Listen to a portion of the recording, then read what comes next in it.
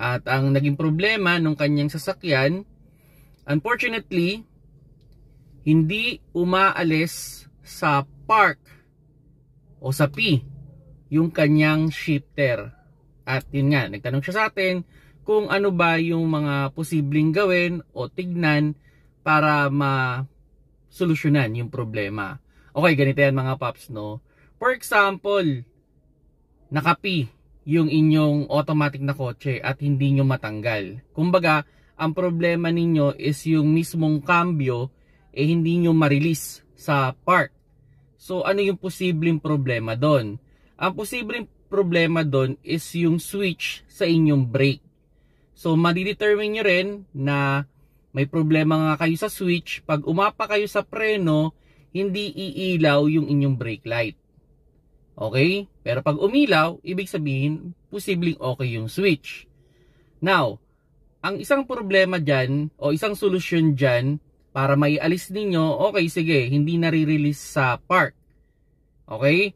Dahil nga sa sirang switch, ano yung posibleng gawin ninyo para maiandar nyo yan? Normally, sa mga automatic, meron dyang sinusundot. Okay? Pwedeng may tatanggalin muna kayong takip, tapos susundutin ninyo. O yung iba naman, meron ng hole dyan. Susundutin nyo lang siya ng susi. Then, maisi-shift nyo na yon going to drive or going to reverse. Okay? So, yun yung isang posibleng solusyon para may alis ninyo. Then, eventually, dalhin nyo na lang sa mga shop para ipagawa.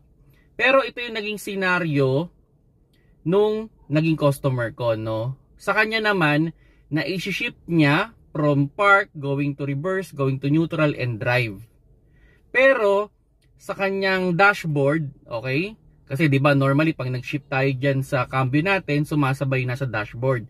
Yung sa kanya ay hindi gumagalaw.